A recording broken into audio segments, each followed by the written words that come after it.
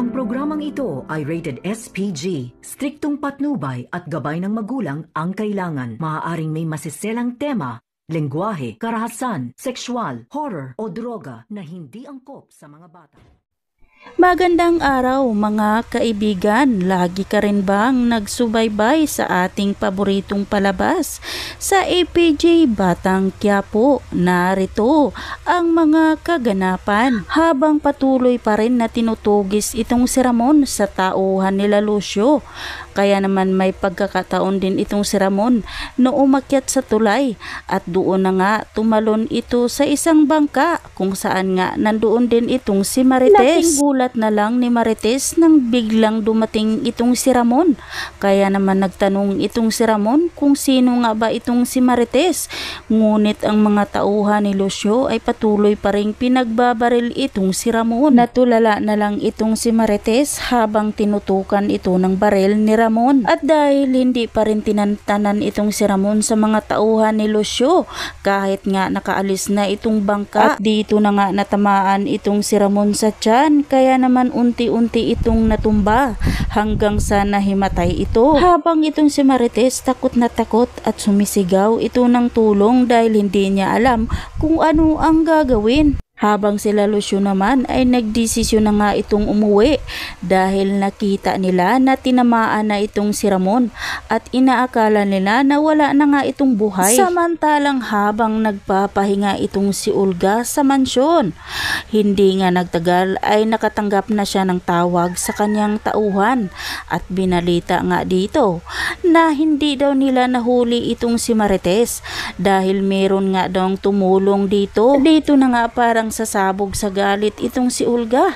dahil pipitsuging tindera nga lang daw ay hindi nahuhuli ng kanyang mga tauhan. Hindi makapaniwala itong si Olga dahil hawak na sana niya kaso nakakawala pa. At di nagtagal tinawag naman itong si Olga ni Don Julio upang papagalitan nga ito sa kanyang pinakitang asal. Pa ni Don Julio, papalayasin na daw niya itong si Olga sa susunod na gagawin ang pangbabastos ni Olga sa kanya. Kaya humingi naman ng pasensya itong si Olga at pinangako nga niya sa kanyang ama na hindi na mauulit. Di nagtagal, dumating naman itong si Bolet at binalita nga sa kanila na nawala nga daw itong si Ramon dahil ang mga tauhan na lang ni Ramon ang nakabalik sa mansyon.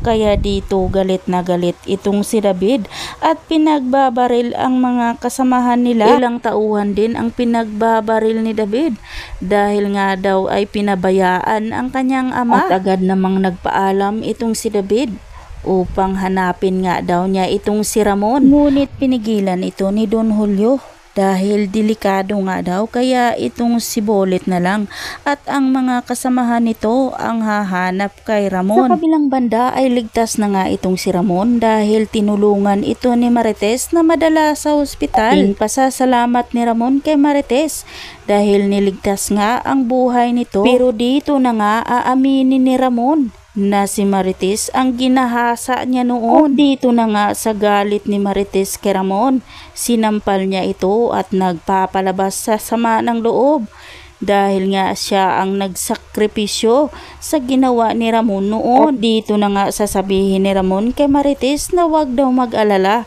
dahil kasama na nga daw niya ang kanilang anak sa mansyon. Kaya laking gulat na lang ni Marites sa sinasabi ni Ramon at dito na kaya mabubuking itong si Olga at David at sasama na kaya itong si Marites kay Ramon. Iiwan na kaya ni Marites itong bastos niyang asawang si Rigor. Kaya naman mga kaibigan, aabangan na lang natin ang mga susunod pang mga kaganapan dito lang sa APJ Batang Quiapo. At wag po sana ninyong kalimutan na i-like at i-share at pakisubscribe na rin po sa aking channel. Maraming salamat!